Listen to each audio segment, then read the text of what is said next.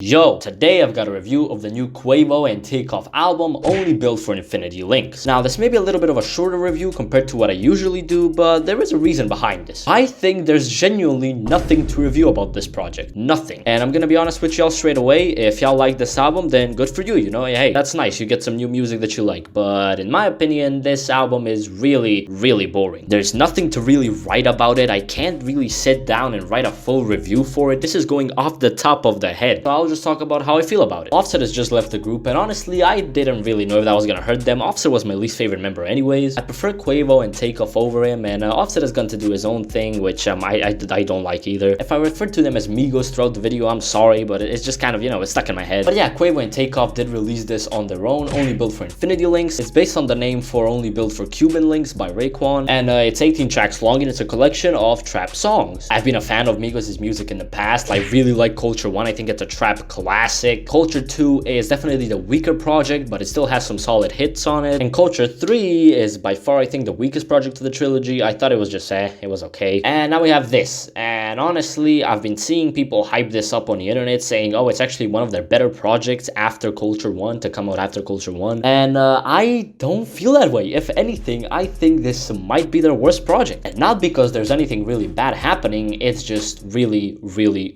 boring. So for the general sound, as I said before, it's just trap. It's regular trap music, and we've already seen that they can make good trap music, memorable trap music. We've seen in the past, but this album just doesn't deliver that for me. It's just not there. There is not a single song here, one single song that I would stop at and I could analyze and talk about it and say why I like it, say what I don't like about it. It's just everything is just there, and it does nothing for me. Not that these songs are bad, but I can't really tell you why they're not bad or why they're not good. It's just sort of very basic. Like, I've listened to this project 3 or 4 times now, and I cannot tell you one song. Yes, I cannot name you one song from this album. And again, as I said, nothing on this project is really bad. You know, when I listen to it, I don't hate it. I don't want it to end like, oh, this is so bad, I can't listen to this. No, that's not the case here. The case is that there's a lack of anything good in my opinion, and there's a lack of anything memorable. There are a few features on here which just fly right over my head, nothing to really stand out. I might enjoy a song while I'm listening to it. I might think, okay, you know, this is actually pretty decent, it's got a nice flow to it, it's got a nice vibe, but I've never felt the need to go back to a song from this project. Like, genuinely, my favorite thing about the album is the name and the cover. And if you're naming your album Only Built for Infinity Links, highlighting one of the best hip-hop albums of all time, I'd expect you to deliver, but on this project, Quavo and Takeoff don't. I don't even think this project would have been any better if Offset was on the album. I think they actually